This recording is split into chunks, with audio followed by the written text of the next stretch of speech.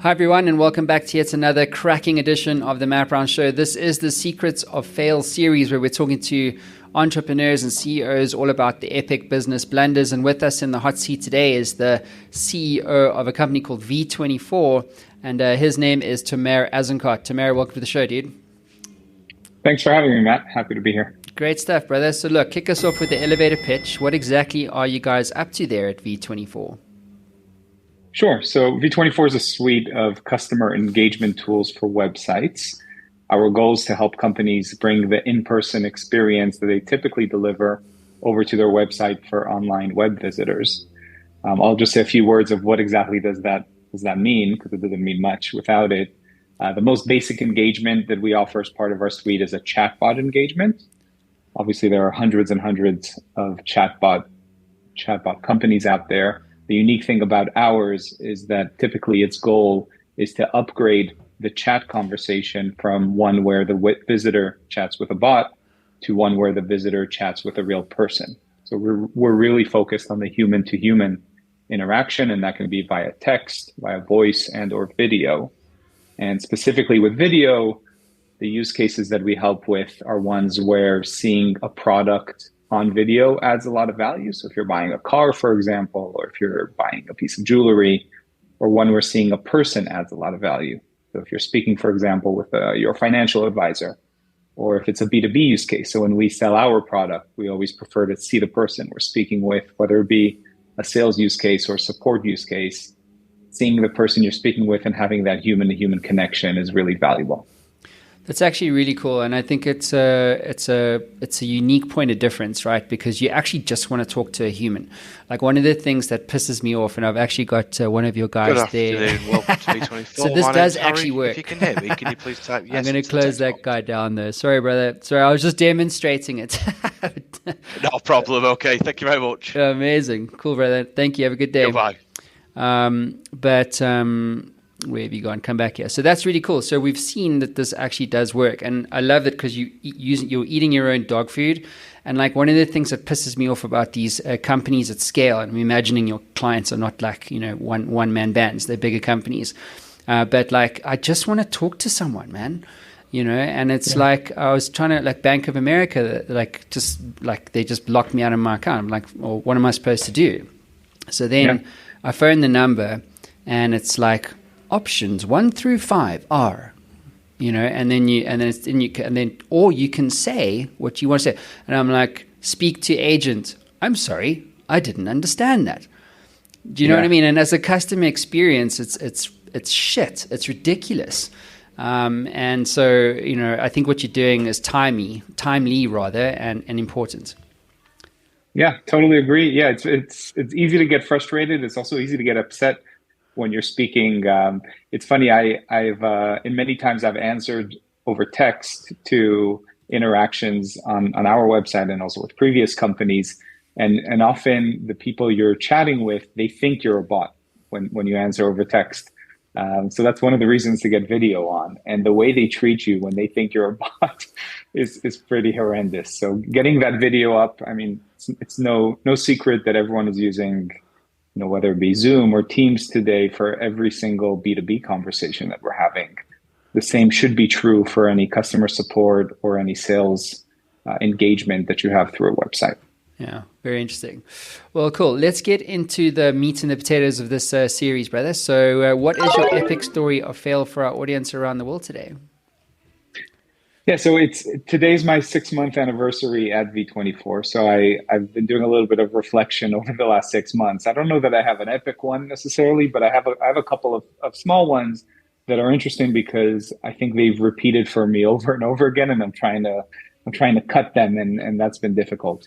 One which is again something that I intellectually understand, but it's very difficult to actually take action on, is when considering letting someone go or making a change that is not necessarily convenient or maybe has a little bit of controversy.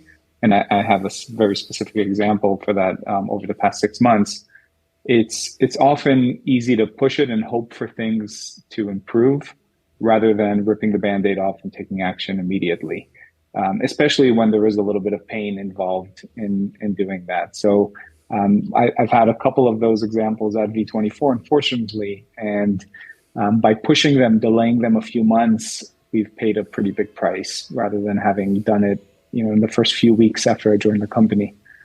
Yeah, it's a difficult thing. I suppose there's that saying, isn't it? Like, be slow to hire, quick to fire. And I think we always hope, don't we, that a person who maybe isn't the right fit for the role or whatever the case is, like we always hope that him or her can eventually turn things around.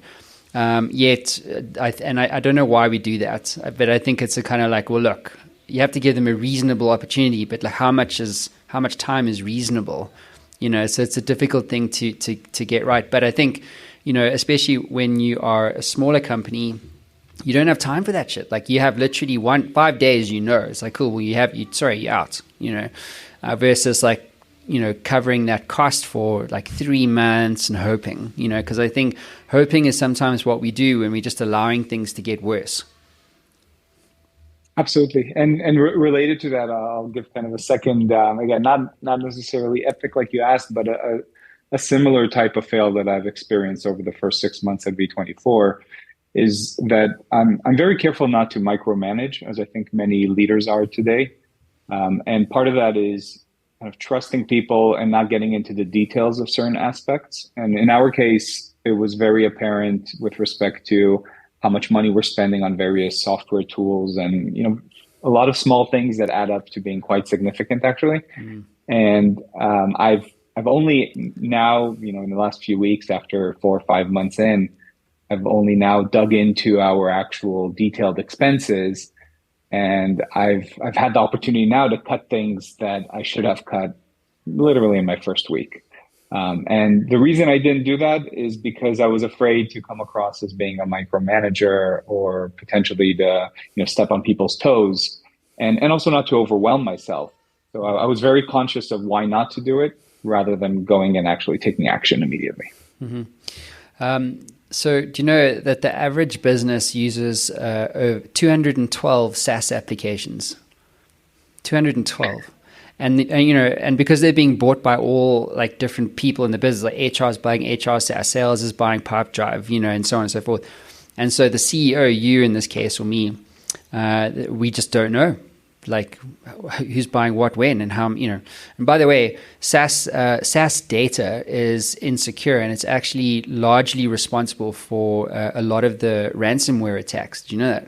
So we're basically putting our businesses at risk, like without knowing, and it's just ridiculous. So Tamer, when you think about those experiences, what lessons has that taught you? Yeah, so I was forced into one of the lessons this time around with regards to the spending. We began a SOC 2 audit process that we're preparing for at the moment. So it's really caused me to dig in. But I think I can unequivocally say that a very strong lesson that I have is to not be concerned about stepping on people's toes, not be concerned about coming across as brash or a micromanager, if you will, and to make sure that I see the information firsthand. So it's something that, let's say, for the next time that I join a company, I will immediately, in my first week or two, want to make sure that I understand where we're spending our money, down to the hundreds of dollars level, and be able to make a decision, a proactive decision on whether it's something that we want to continue to spend on or not. And so that's kind of one bucket. In terms of hiring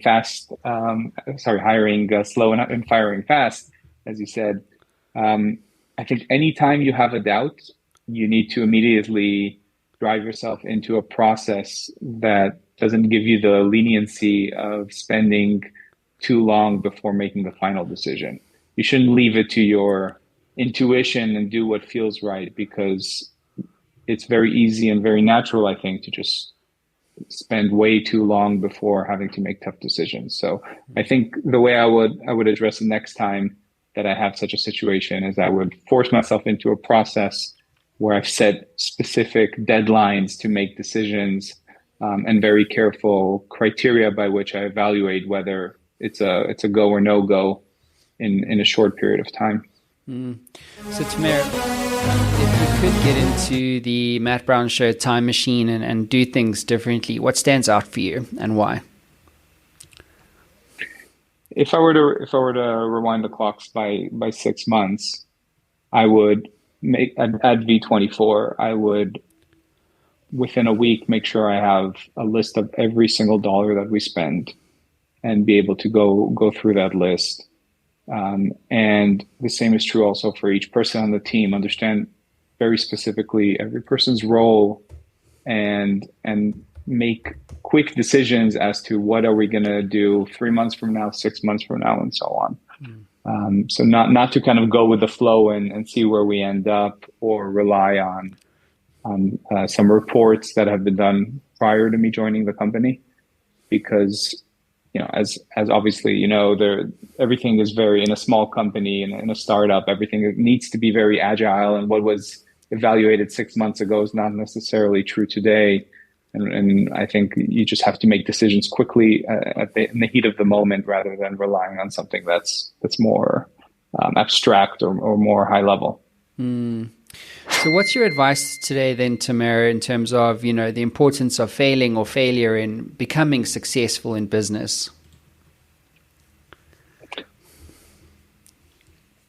So with regards to specific advice as to the challenges I've raised, I think it's being very straightforward with any intuition that you have, not to allow time to slip, and take actions.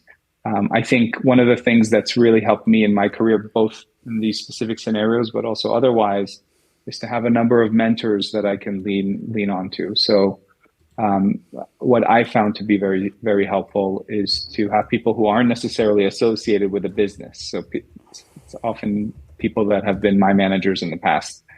And as part of the process of describing to them some of the challenges that I have, and again, they don't have the context, so I need to give it to them, just as I have to dig through my mind and understand the situation so that I can explain it. I learn a lot just by doing that, but then also getting their feedback, obviously, and relying on someone who's a little bit removed from the business, who can give me their opinion, and being able to bounce ideas off them has been incredibly helpful. I think it's something that's it doesn't really show up in many MBA textbooks or anything like that, where it's really critical to have at least a couple mentors that you meet with on a regular basis. For me, I have two people that I meet with every 2 weeks, another couple that I meet with a little bit less frequently. And just the process of giving them an update as to where I'm at helps me learn a lot of things about myself. And of course, getting their feedback helps too. Yeah, you know why that is, right? It's because we're stuck inside the bottle and we can't read the label. That's why mentors matter, because we're so associated with our own shit. We just don't see what we need to see, or we don't know what we need to know, and so we don't make effective decisions, and so that's why our businesses don't go where they need to go, right? And so that for me has been my experience anyway, because it's a funny thing, because you think you know it all, you're on the Kool-Aid trip, you know what I'm saying, and then actually it's like, hang on. Dude, I got so many stories of fail. In fact, I actually spoke about this. I did my own episode of Secrets of Fail over the weekend, and I actually spoke about mentors, which is because I had this business, and we were doubling revenues every year, and I got my green card for the States, and I was like, look, he was also from Israel, and I said to him, what do I do? And he goes, sell it. I'm like, what? I'm not selling it. Why would I do that? Like, we're doubling revenues every year. This is ridiculous. I'm going to go clean up. Why? There's no reason why I should sell it. He goes, okay, don't sell it then. And I regret that now. I should have listened to him. Always listen to a mentor. But watch that video, guys. It's called The Building and Failing of Africa's Best Tech Startup. So watch that one. So then, Tamir, just to end, what about books, tools, and you mentioned mentors is really a resource, but what about books and things like that? What comes to mind as recommended reading for you?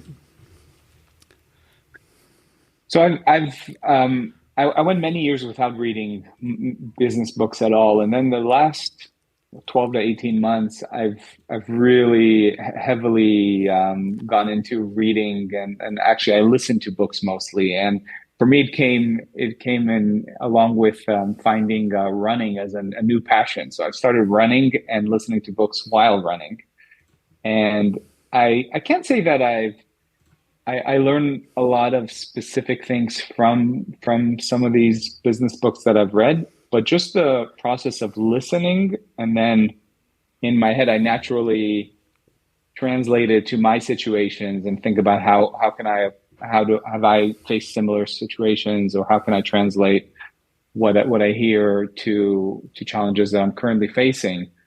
That's just a great, almost a meditative thought exercise for me.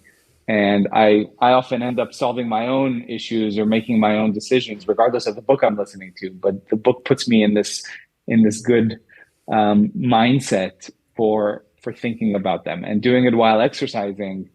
I find to be really good. It just helps think better rather than sitting in front of the computer and trying to sort things out, trying to figure stuff out. Yeah, So that's worked really well. And if I had to, name a couple books, I like The Hard Thing About Hard Things. I like the style and the pace. And again, just hearing the stories helps me think about my situations and what I need to be doing better or doing differently. Yeah, I'm the same. I've found, if you want to get out your head, get into your body. And I think running's also cool. But I've stopped listening to anything, because if I'm alone with myself, I find I'm at that, because otherwise I get something in my ear and it's actually just bandwidth and noise. And so what I'm looking for when I run personally is signal. And so because if there's patches of silence, that's actually where I find it's like, oh, hang on, and then something bubbles. And it's like, oh, why am I not doing that? Or, maybe you'll do a little bit of motivational self-talk. You know what I'm saying? But again, everyone, you have to find the thing is you have to find your formula. Because sometimes we just don't do it. I mean, entrepreneur health's a big deal. And again, we don't talk about that sort of stuff enough, So, man, Tamir, listen, brother, you come on new, you're turning the ship around. It's also a challenge, right? And I think it's exciting to be in that space. And so, thanks for being on the show, brother, and wishing you and the team there at V24 all the very best. Thank you, Matt. Thanks for having me, and hope to speak again. This was fun. Anytime. Thanks, everyone. We'll see you again soon.